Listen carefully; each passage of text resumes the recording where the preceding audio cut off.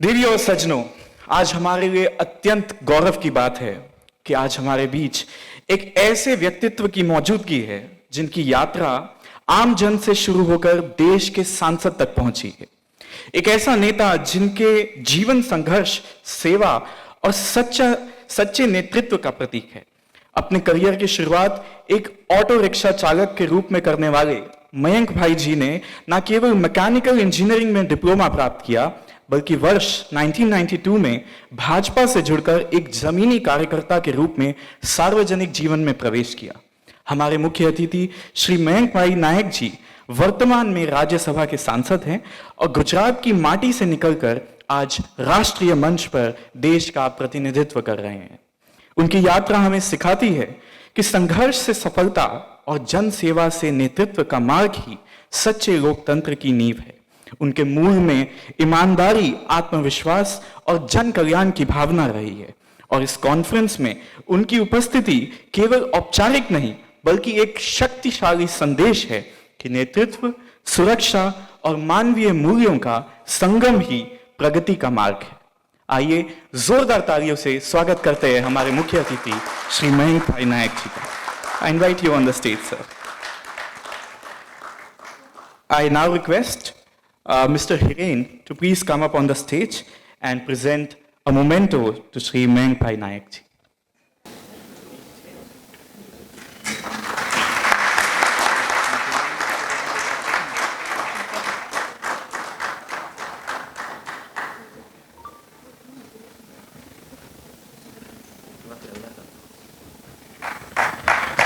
I request all the pillars of SHRP to please join on the stage to present a beautiful frame to Sri Mayang Bhai Nayak ji.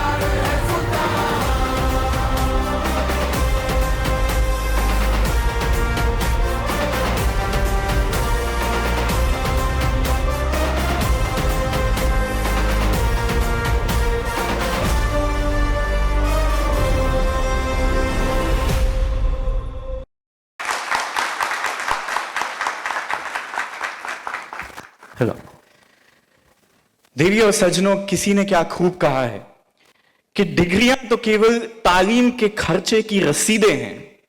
डिग्रियां तो केवल तालीम के खर्चे की रसीदें हैं, असली इल्म तो वो है जो किरदार से झलकता है।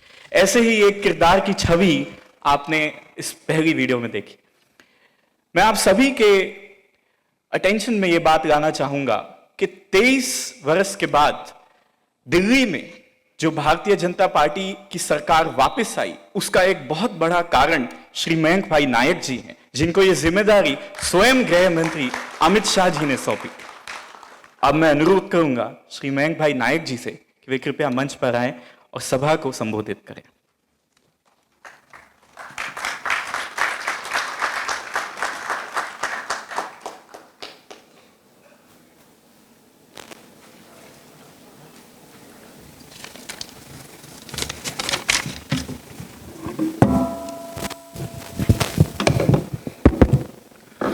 બોલો ભારત માતા કી.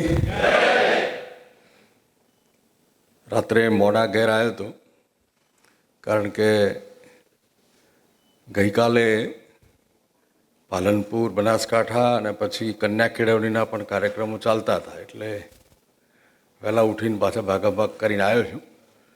થોડો લેટ થયો છું એટલે માફી માગું છું. આજના આ કાર્યક્રમના આયોજક આદરણીય હિરેનભાઈ શાહજી, આદરણીય બાબુકાકા, આદરણીય મોહનભાઈ, हमारा स्नेही गिरीशभाई तथा उपस्थित सौ विविध कंपनीओना एचआर ना हेड અને एचआर ની ટીમ, સૌને મારા નમસ્તે. હમણાં મારા માટેની એક ફિલ્મ બતાવી, એના પહેલાં એક ફિલ્મ બતાવી. જો ભાઈ જિંદગી વાસ્તવિક જ જીવાય. અત્યારે એક કલ્ચર ચાલે કે લોકો ગામડામાં રહે છે, ખેતર વેચીને શહેરમાં ફ્લેટ લે, ફ્લેટમાં રહેવા આવે છે અને એ જ પછી 15 દિવસ પછી એ શહેરમાં આવેલી ગામડા જેવી હોટલમાં જમવા જાય છે. આ કલ્ચર બદલાયું છે. હમણાં નીચે અમે જોયું તો કેટલાક સીડ્સ, કેટલીક ગૌમૂત્ર અને ગૌના છાણમાંથી બનાવેલી પ્રોડક્ટો મને ઇન્ટ્રોડ્યુસ બેન અને એમને કરાવરાવી. પ્લાસ્ટિક બચાવવાની વાત થઈ, પર્યાવરણ બચાવવાની વાત થઈ. હવે આ બધું જ અસંતુલિત થયું છે. એનું કારણ તો ડેવલપમેન્ટ, એવું જવાબદારીપૂર્વક કહું છું કે દુનિયાની સાથે આપણે ભારત દેશ કદમથી કદમ મિલાવવા માટે જ્યારે આગળ વધતો હોય ત્યારે નવા સંશોધનો અને નવા સંશોધનોને કારણે પર્યાવરણ પણ ડિસ્ટર્બ થતું હોય છે. આપણે અહીંના તબક્કે આજે દેશના યશસ્વી વડાપ્રધાન માનીય નરેન્દ્રભાઈ મોદી સાહેબનો આભાર એટલા માટે માનવો જોઈએ કે ગુજરાતના તત્કાલીન મુખ્યમંત્રી તરીકે એમણે આખા દેશમાં ક્લાઇમેટ ચેન્જનો એક આખો વિભાગ ઊભો કરી અને પર્યાવરણમાં જે બદલાવો આવે છે, બદલાવો સમક્ષ દુનિયાનું ને દેશનું ધ્યાન ખેંચવાનું એમને એ સુંદર કાર્ય શરૂ કરેલું. હું પણ મિકેનિકલ એન્જિનિયર છું. હું પણ એક L&T જેવી કંપનીમાં ઇન્ટરવ્યૂ આપવા ગયેલો. હું છું એન્જિનિયર પણ ભણ્યો નથી. આ વાસ્તવિકતા છે. કારણ કે કોલેજમાં નેતાગીરી કરતા હતા એટલે બાબુકાકા પાસ થઈ ગયા હતા.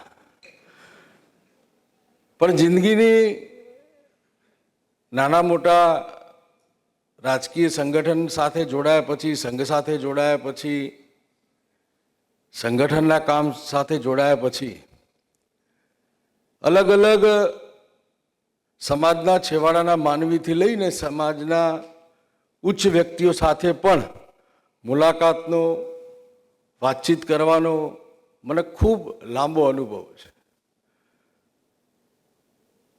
અહીંયા આપણે ગુજરાતની અંદર નહીં, દેશની અંદર તમે જ્યાં આપણું જે આખું એસોસિએશન છે SHRP બધા જોડાયેલા છે. પણ બીજું ને એવું છે કે HSRP એટલે જે આપણી દરેક ગાડી પર લાગેલી નંબર પ્લેટ છે, એક HSRP કહેવાય. અને આપણે બધા SHRPમાં આજે ભેગા થયા. કંપનીમાં તમે સારા લોકોને પસંદ કરો છો, કુશળ લોકોને પસંદ કરો છો, એને ઇન્ટરવ્યૂ લો છો, એની જવાબદારી નક્કી કરો છો, એમના કામના કલાક નક્કી આપણે કરતા હોઈએ. એની પર આપણે વોચ રાખતા હોઈએ છીએ કે ભાઈ આ કેવું કામ કરે છે, એનું આઉટપુટ શું છે. સારું આઉટપુટ હોય તો એને પ્રમોશન આપીએ છીએ. થોડું ઓછું આઉટપુટ હોય તો એને પ્રમોશન નથી મળતું. આ બધી એક પ્રક્રિયા છે અને થવી જોઈએ સહજ. પરંતુ આ દેશની અંદર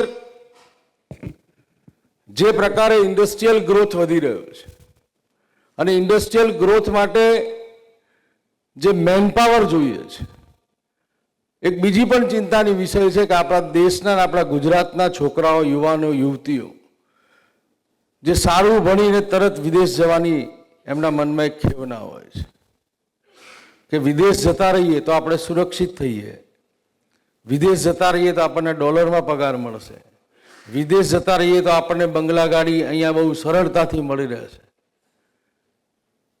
પણ એવું હોતું નથી.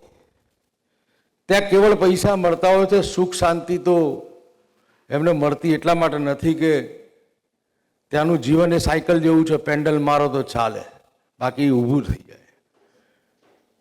ભારત એક એવો દેશ છે અને એમાં સનાતન ધર્મની વાત છે.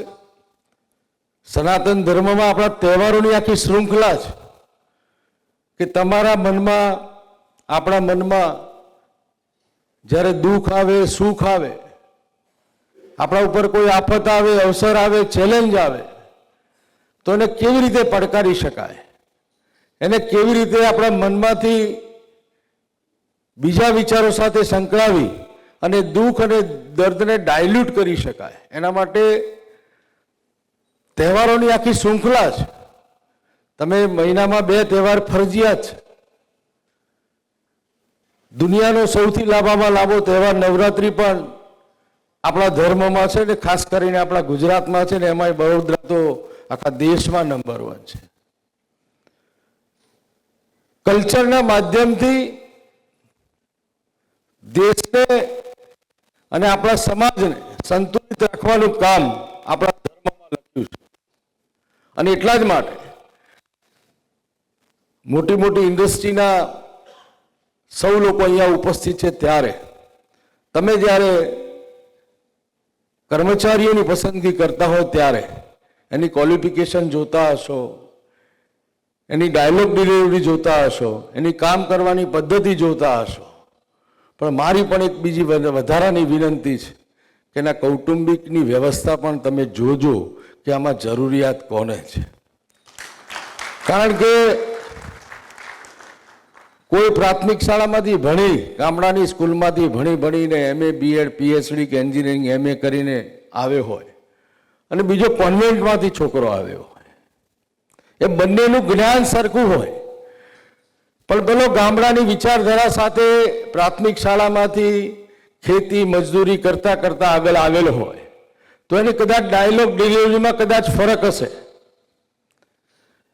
એની વાતચીત કરવામાં કદાચ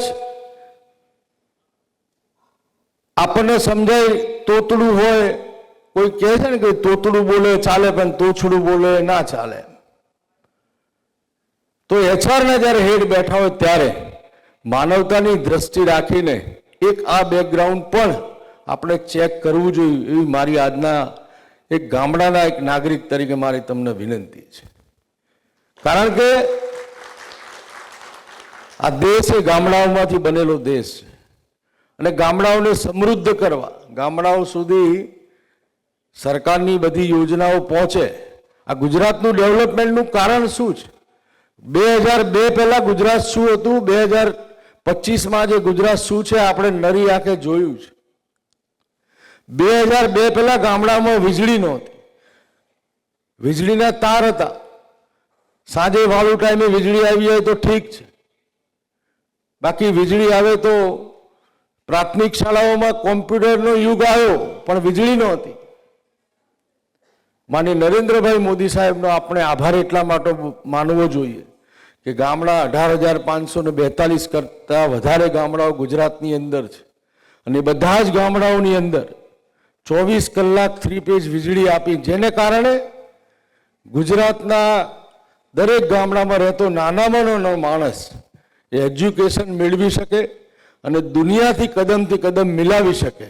અને એટલા જ માટે ગુજરાતના ગામડાઓમાં અત્યારે પણ ડૉક્ટર્સને, એન્જિનિયરને, વકીલને, એડવોકેટને, PhD ને MA ને BEd બધા જ પ્રકારના વિદ્યાર્થી અને વિદ્યાર્થીઓ આપણને મળી રહ્યા છે. આ વીજળી મળવાને કારણે ગુજરાતના અંતરિયાળ ગામડાઓમાં પણ મેડિકલની સુવિધાઓ ઉપલબ્ધ થઈ છે. બાકી મેડિકલની સુવિધા આટલામાં, દાખલા તરીકે વડોદરામાં કંઈ આજુબાજુના ગામડાઓમાં બીમાર પડે તેને સીધો વડોદરા જ લાવવો પડે, ત્યાં મેડિકલની સુવિધાઓ નથી. પ્રાથમિક સુવિધા મળે પછી એની વધુ સુવિધા માટે આપણે વડોદરા ટ્રાન્સફર કરવો પડતું, તેના બદલે અત્યારે તાલુકા પ્લેસ સુધી પણ મલ્ટી સ્પેશિયાલિસ્ટ હોસ્પિટલોની એક આખી શૃંખલા ઊભી થઈ હોય તો કોનું એક કારણ હોય તો આ વીજળી છે. ઇન્ડસ્ટ્રીને વીજળી મળી રહેતી હતી, પરંતુ ગામડાના લોકોને, સામાન્ય લોકોને 24 કલાક વીજળી નહોતી મળતી. એના કારણે પ્રગતિ રોકાતી. એવું નવું બીજું ઇન્ફ્રાસ્ટ્રક્ચર 108ની માધ્યમથી જે લોકો ગામડામાં રહેતા હશે, ગામડામાં સાથે સંકળાયેલા હશે, એમને ખબર છે કે કોઈને વાગે, એક્સિડન્ટ થાય, કોઈ આપણી મા બેન દીકરીની પ્રસૂતાની પીડા ઉપડે તો આપણે જેને ગામમાં જેને ટ્રેક્ટર હોય, જેને જીપ હોય, એને કગરવું પડતું કે ભાઈ તારી ગાડી લઈ લે ને, મારા દીકરીને પ્રસૂતાની પીડા ઉપડી છે, લઈ જવાની દવાખાને. એના ટાઈમે આવે કે ભાઈ ચાવી નથી, મારા માસીના છોકરાને ઘેર છે, 10 બહાના કરતો. નરેન્દ્રભાઈએ 108ની યોજના કરી. અત્યારે કોઈ આપણું નામ સરનામું પૂછ્યા વગર આપણા ત્યાંથી જે પણ પ્રકારની આરોગ્યની જે સેવા લેવી હોય એ 108માં બેસીને સારામાં સારી સેવા નજીકની હોસ્પિટલમાં મેળવી શકે છે. એના કારણે આ છે નાની નાની બાબતો. તમારી આગળ એટલા માટે મૂકું છું કે તમે આખું ઇન્ડસ્ટ્રીયલ ડેવલપમેન્ટ તમારા હાથમાં છે. ગુજરાત અને ગુજરાત બહાર પણ આપણો વેપાર અને વ્યવસાય છે. અહીંયા આપણે કોમર્શિયલ રિલેશન નથી રાખતા. આપણા કંપનીની અંદર પટાવાળાનું કામ કરતો હોય કે સફાઈનું કામ કરતો હોય તો કંપનીના એમડી, ચેરમેન કે બધા જ લોકો એને ખબર અંતર પૂછતા હોય છે.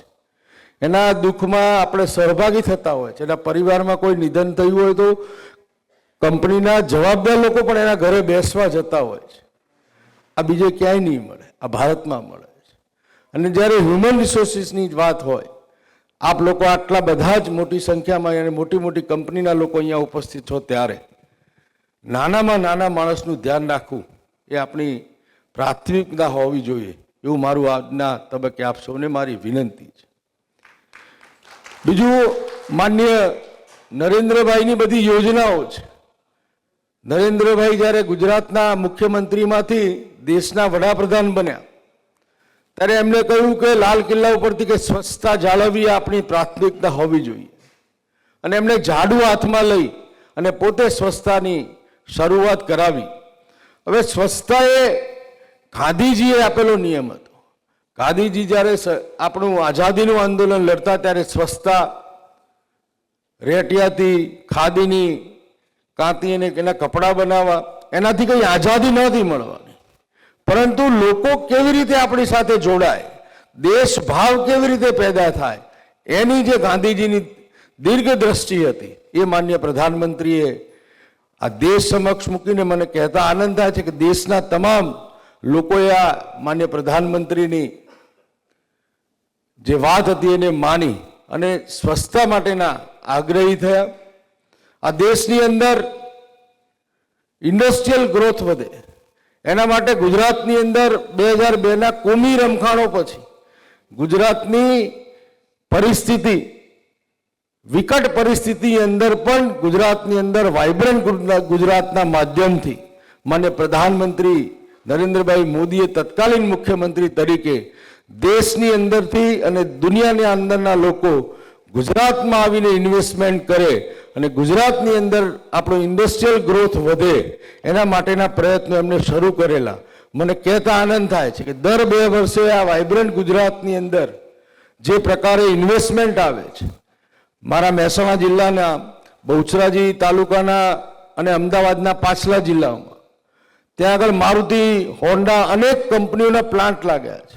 હવે ત્યાં જમીનના ભાવ, ત્યાંના લોકોને રોજગારી અને ત્યાંના આખું લોકો વાતાવરણ જે બદલાયું છે, એવા અનેક ગુજરાતના અંદર ક્ષેત્રો છે જેને કારણે માન્ય પ્રધાનમંત્રી તરીકે નરેન્દ્રભાઈ મોદીએ ગુજરાતના મુખ્યમંત્રી તરીકે જે વાત કરી હતી કે ઇન્ડસ્ટ્રીયલ ગ્રોથ અને ટુરિઝમનો ગ્રોથ આ રાજ્યમાં વધશે, આ દેશમાં વધશે તો લોકોની રોજગારી મળશે.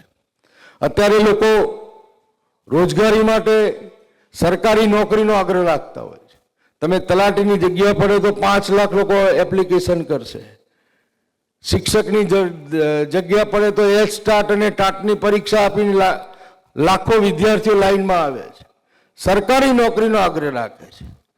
પરંતુ માન્ય પ્રધાનમંત્રી એવું કહે છે કે દરેકને રોજગારી મળવી જોઈએ અને રોજગારી મળવા માટે એમણે અનેક પ્રયત્નો કર્યા.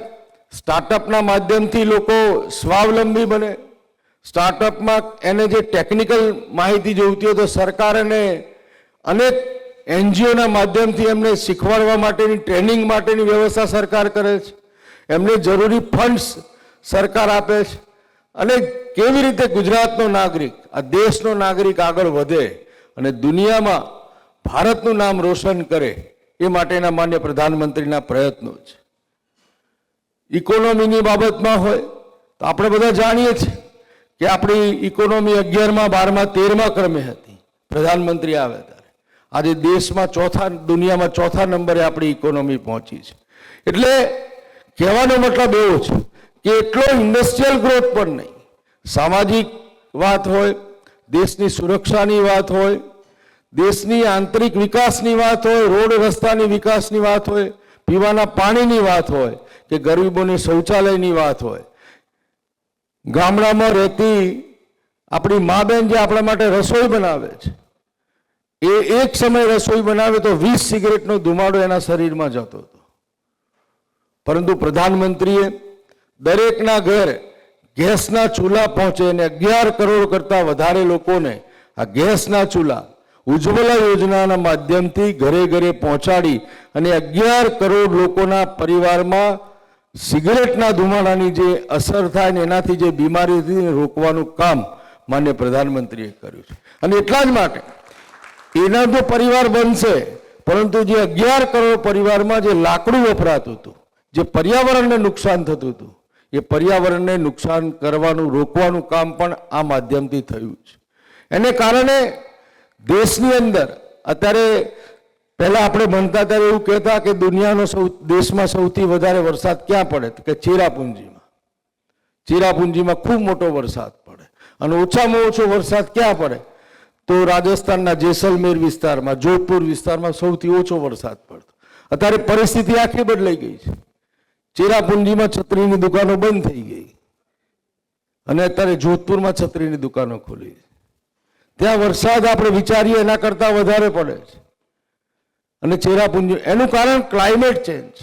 અને ક્લાઇમેટ ચેન્જના બચાવવા માટે આપણે બધાએ કંપનીના CSR ફંડમાંથી તો આપણે કામ કરીએ છીએ, વૃક્ષારોપણ પણ કરીએ છીએ.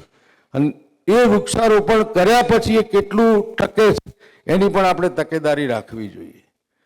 કારણ કે આપણે વાવીએ છીએ, ફોટોગ્રાફ પાડીએ છીએ, CSRના પૈસા પણ વાપરીએ છીએ. બધી કંપનીઓ આવી એનજીઓને પણ CSRના માધ્યમથી પૈસા આપતી હશે કે ક્લાઇમેટ બચાવવા માટે તમે વૃક્ષારોપણમાં પૈસા પણ કંપની આપતી હશે, પણ એ વાવેલા વૃક્ષો કેટલા ટકા આપણા ઉગ્યા છે એની પણ નોંધ અને એની ચકાસણી પણ એનું એક્ઝામિનેશન પણ તમારે રાખવું જોઈએ એવી મારી આજના તબક્કે તમને વિનંતી છે. કારણ કે તમે જોબ ક્રિએટર છો, તમે લોકોને રોજગારી આપો છો અને રોજગારીની સાથે તમે એક વ્યક્તિને રોજગારી નથી આપતા, એક પરિવારને રોજગારી આપો છો. અને પરિવારની રોજગારી સાથે એના સ્વાસ્થ્યની પણ ચિંતા તમે કરતા હશો. કારણ કે સરકાર આયુષ્માન કાર્ડના માધ્યમથી 5 લાખ રૂપિયા કેન્દ્ર સરકાર અને 5 લાખ રૂપિયા રાજ્યની માન્ય ભૂપેન્દ્રભાઈની સરકાર આપે છે. પરંતુ નરેન્દ્રભાઈએ હમણાં 70 વર્ષ ઉપરના સિનિયર સિટીઝનને કોઈ પણ પ્રકારની આવક મર્યાદા વગર આયુષ્માન કાર્ડની લાભની જાહેરાત કરી છે. અને લોકો આ મેડિકલ ક્ષેત્રે વધુમાં વધુ સરળતા લે અને સારામાં સારી હોસ્પિટલમાં પોતાની સ્વાસ્થ્યની ચિંતા કરી શકે એના માટે કેન્દ્ર સરકાર અને રાજ્ય સરકાર બંને કામ કરતી હોય છે. ઇન્ડસ્ટ્રીના પણ કેટલા પ્રશ્નો હોય છે કે ભાઈ પોલ્યુશન બોર્ડવાળા ગમે ત્યારે આવી જાય, ઇલેક્ટ્રિસિટીવાળા ગમે ત્યારે આવી જાય, અમને પરેશાન કરતા હોય છે. પરંતુ આપણી પણ જે જવાબદારીઓ છે, આપણી ઇન્ડસ્ટ્રીની પણ જે જવાબદારીઓ છે, ખરેખર આપણે જે બહાર ગેસ છોડીએ છીએ તો એમાં કેવા પ્રકારનું કેમિકલ જાય છે, કારણ કે આપણે પણ ત્યાં જ નોકરી કરીએ છીએ, આપણે પણ એટલામાં જ રહેતા હોઈએ છીએ. તો આપણે જે કેમિકલ્સની ફેક્ટરી હોય કે બીજી કોઈ ફેક્ટરી હોય એની બાય પ્રોડક્ટમાં આપણે કયો ગેસ બહાર નાખીએ છીએ અને એના કારણે પર્યાવરણને કેટલું નુકસાન થાય છે એ પણ આપણા ધ્યાનમાં હોવું જોઈએ. અને અત્યારે ટેકનોલોજીના માધ્યમથી આવા જે પર્યાવરણને હાનિકારક હોય, માનવજાતને હાનિકારક હોય અને પશુ પક્ષીને હાનિકારક હોય એવા કોઈ કેમિકલ આપણે જો આપણી કંપનીમાંથી કે છોડાતા હોય એને ડાયલ્યુટ કેવી રીતે કરી શકાય એની પણ ચિંતા આપણે સાથે બેસીને કરવી જોઈએ. જ્યારે મોબાઈલ નવો આવ્યો, મારે તમને યાદ કરાવવું છે, તો આપણા ઘરની આજુબાજુ ચકલીઓ કેટલી હતી, પણ મોબાઈલ યુગ આવ્યા પછી તમને ચકલી જોવા નહીં મળતી હોય.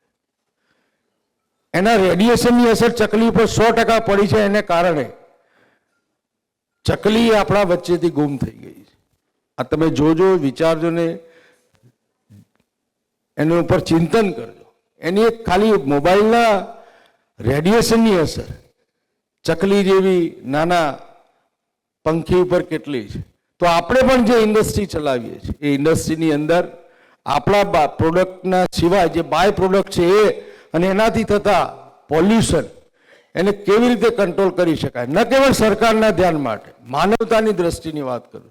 સરકારના ચોપડે તો આપણે કેમિકલ એના સર્ટિફિકેટ બધું જમા કરાવી દઈએ છીએ, પરંતુ માનવતાની દ્રષ્ટિએ આપણે કેટલું એમાં સારું ને સાચું કરી શકીએ છીએ એ માટે પ્રયત્ન કરવા જોઈએ.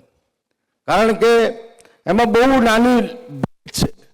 આપણે શિવજીને પાણી ચડાવવા જઈએ છીએ કે જલ ચડાવવા જઈએ છીએ? જલ ચડાવવા જઈએ છીએ. કોઈ આપણે હરિદ્વાર ગયો તો શું કહ્યું, ગંગાનું પાણી લાવજે કે ગંગાનું જળ લાવજે? પાણી ને જળ એક જ છે, પણ એમાં ધર્મ ભળતો હોય છે, એમાં ભાવના ભળતી હોય છે, અને એના કારણે એના પાણી જળ થઈ જાય છે. આપણે અહીંયાથી અંબાજી જઈએ તો પ્રવાસ કહીએ છીએ કે જાત્રા કહીએ છીએ? જાત્રા કહીએ છીએ, કારણ કે એમાં ધર્મ ભળતો હોય છે. આપણે એ જ સત્યનારાયણની કથામાં એ જ શેરો આપણી મમ્મી કે આપણી પત્નીએ બનાવ્યો હોય છે, અને સાદા દિવસનો શીરો હોય છે, પણ કથાનો શીરો ને એનું કારણ એક જ, એમાં ધર્મ ભળતો હોય છે. આપ સૌ એચઆરના બધા જ નિર્ણય કરતા લોકો અહીંયા ઉપસ્થિત થયા છો, ત્યારે આપણા કામમાં ધર્મ ભળે, આપણા કામમાં ભાવના ભળે, આપણા કામમાં પ્રામાણિક લોકોને સારામાં સારી તક મળે એવી વિનંતી કરું છું. કારણ કે ઈશ્વર દરેકનું ધ્યાન રાખે છે. આજે એક્સ ભાઈ અને વાય ભાઈ, કોઈ એવું કહેતું હોય કે ભગવાનના ત્યાં એકાઉન્ટ નથી, તો 100% એકાઉન્ટ છે. 100% એકાઉન્ટ છે, અને જેનું બેલેન્સ પૂરું એની ટિકિટ ફાટી જાય છે. તમે ને હું બંને 100 રૂપિયાનું રિચાર્જ કરાવીએ પ્રીપેડ મોબાઈલમાં, બીજા દિવસ સવારે ઉઠું તો મારા ખાતામાં બેલેન્સ ના આવે ને તમારા 99 રૂપિયા પડ્યા હોય. સવારે આપણે બે ભેગા થઈએ અને કહીએ કે ભાઈ આપણા બંને ખાતામાં 100નું બેલેન્સ કર્યું હતું, મારું સાલું જતું રહ્યું, પણ મેં આખી રાત ચેટિંગ કર્યું હોય, તમે શાંતિથી સુઈ ગયા એટલે તમારું 99નું બેલેન્સ ઓકે હોય, મારું 100 રૂપિયાનું વપરાઈ ગયું હોય. કારણ કે મોબાઈલ કંપની બધો જ રિપોર્ટ રાખતી હોય છે, એમ ઈશ્વર પણ બધા જ લોકોનો રિપોર્ટ રાખતી હોય છે કે કોને રાતના અંધારામાં શું કર્યું, કે દિવસના અંધારામાં કોઈની જાણ બહાર શું કામ કર્યું છે. એટલે ઈશ્વરથી ડરી માનવતાથી ના કામ માટે આપણે બધા, તમને સારામાં સારી તક મળી છે કે સારા લોકોને તમે પસંદ કરીને કંપની માટે, પર્યાવરણ માટે, આ દેશ માટે તમે સારામાં સારા લોકોને તક આપો. બીજું એવું હોય છે, ઘણીવાર હું એન્જિનિયર તરીકે કોઈ કંપનીમાં જોડાઉં અને મને બીજી કંપનીમાં સારી તક મળતી હોય છે, પણ એ હું તમારી કંપનીમાં સારામાં સારું કામ કરતો હોય તમે મને જવા દેવા ના માગતા હો, તો પછી એના સર્ટિફિકેટ, એના વિરુદ્ધમાં જવાનું, આવું બધું થતું હોય છે. એ કંપનીની અંદર આવી કોમ્પિટિશન હોય છે.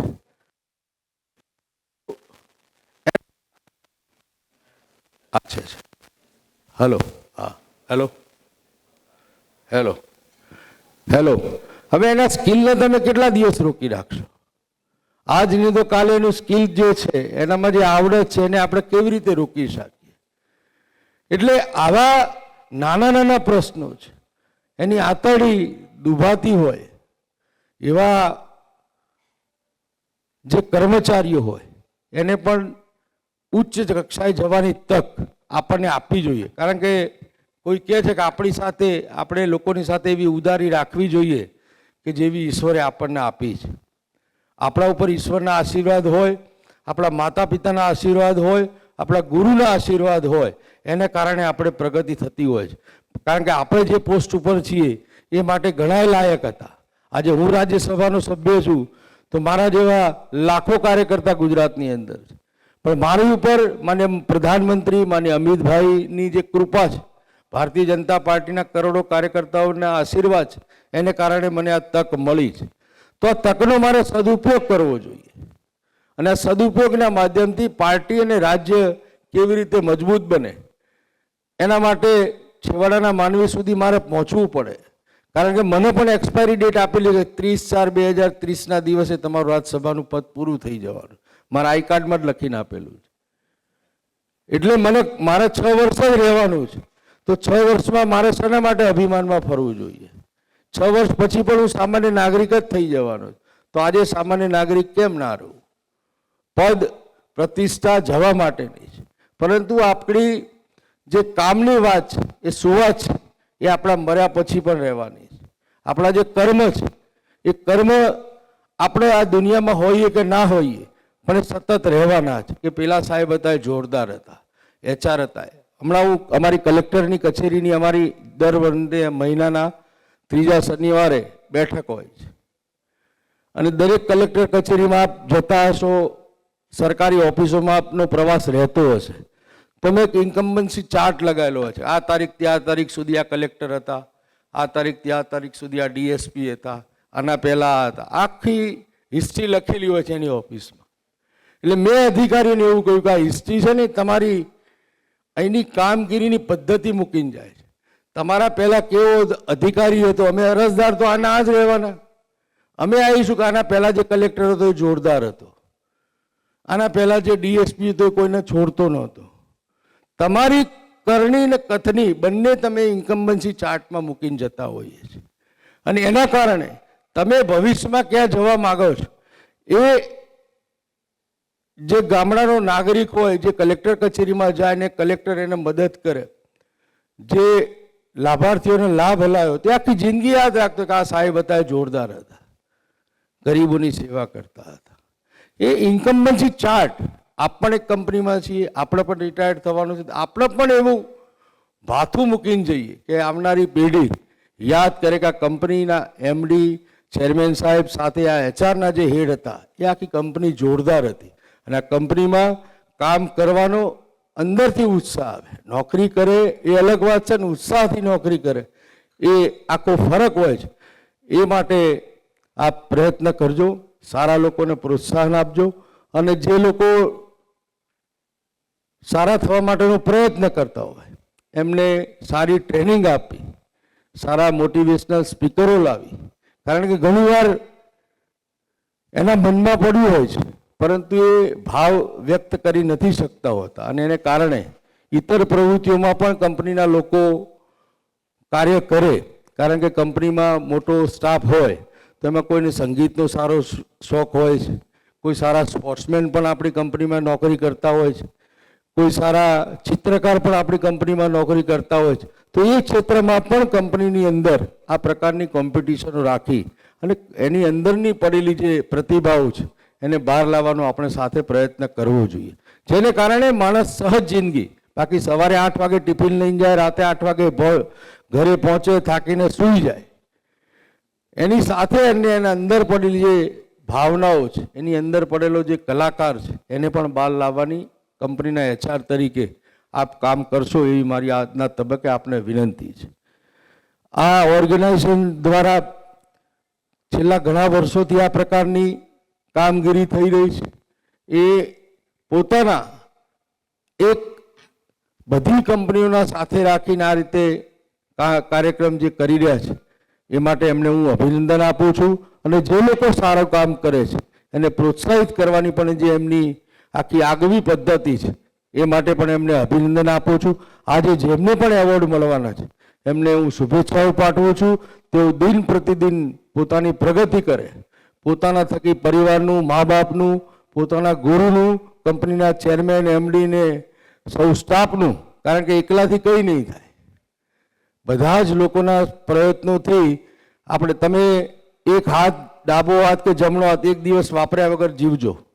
24 કલાક 24 કલાક એક હાથ મારે વાપરવો નથી. તમે 2 કલાકે થાકી ના જાઓ તો મને કહેજો.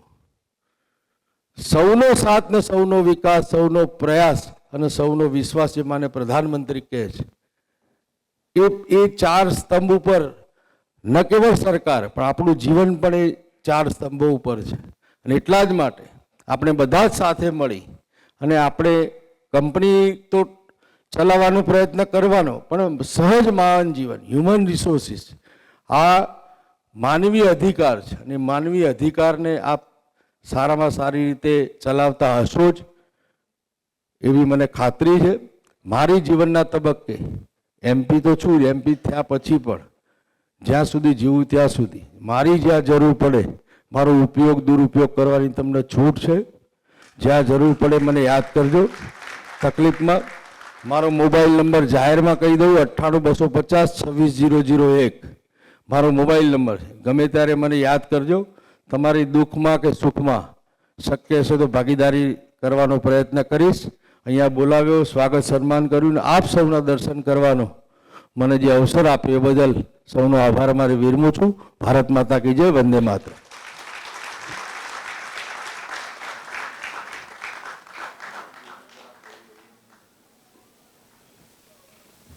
એકચ્યુઅલી મયંકભાઈ સાહેબે જે વાત કરીને એમની લાઈફમાં આ ઉતરેલું છે એવું મને પણ પ્રતીતિ થઈ કે રિયલીમાં આ કનેક્ટેડ છે.